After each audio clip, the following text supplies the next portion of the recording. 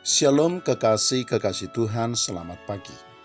Saudaraku sekalian, di dalam kitab Keluaran pasal 17 mulai dari ayat 1 sampai dengan ayat yang ke-7, kita bisa membaca bagaimana setelah perjalanan yang melelahkan, bangsa Israel sampai ke tempat yang akhirnya dinamai Masa dan Meribah.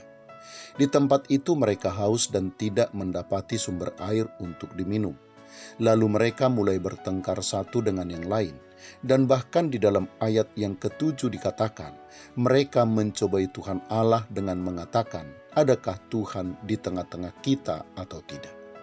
Kekasih-kekasih Tuhan, dalam banyak hal barangkali banyak orang yang seperti bangsa Israel, yang memandang bahwa kehadiran Tuhan hanyalah sebatas untuk memastikan semua berjalan dengan lancar, bahkan hanya untuk menjauhkan diri mereka dari setiap kesulitan dan persoalan hidup. Banyak orang yang menyangka bahwa kehadiran Tuhan atas hidupnya hanya sekedar untuk memastikan penjagaan, perlindungan, dan keselamatannya. Kekasih-kekasih Tuhan, kehadiran Tuhan atas kehidupan umatnya termasuk atas kehidupan kita, tentu saja bukan hanya untuk memastikan kenyamanan, ketenangan, dan keselamatan kita semata.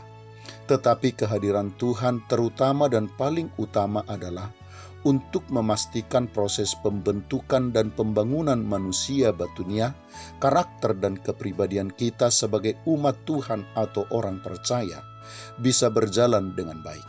Karena itu Tuhan hadir bagi kita bukan hanya untuk memastikan berkat-Nya dialirkannya sempurna atas hidup kita, melainkan untuk menjadi penuntun jalan bagi kita menuju kepada tujuan hidup kita yang sesungguhnya.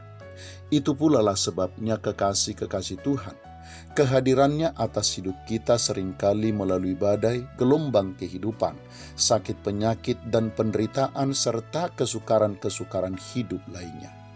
Ia ingin membentuk dan membangun kehidupan kita agar sesuai dengan keinginannya melalui sakit penyakit, kesukaran dan penderitaan, gelombang dan badai kehidupan serta persoalan-persoalan hidup lainnya. Menyadari hal itu kekasih-kekasih Tuhan, kita diharuskan untuk mampu menyikapi dan bahkan meresponi dengan baik segala sesuatu yang Tuhan izinkan melanda kehidupan kita. Kita harus menyadari bahwa Tuhan bukan hanya hadir bagi kita di dalam angin dan gelombang lautan yang tenang, melainkan juga melalui angin badai dan gelombang yang besar. Tuhan juga tidak hanya hadir di dalam kelimpahan, tetapi juga bisa hadir dan bahkan seringkali hadir di dalam kekurangan dan ketidakberdayaan kita. Karena itu kekasih-kekasih Tuhan, baik di dalam kelimpahan maupun di dalam kekurangan, dalam kekuatan dan bahkan dalam ketidakberdayaan, kiranya kita mampu selalu merespon Tuhan dan menyikapi keberadaannya serta kehadirannya di dalam hidup kita. Selamat pagi, Tuhan Yesus memberkati. Shalom.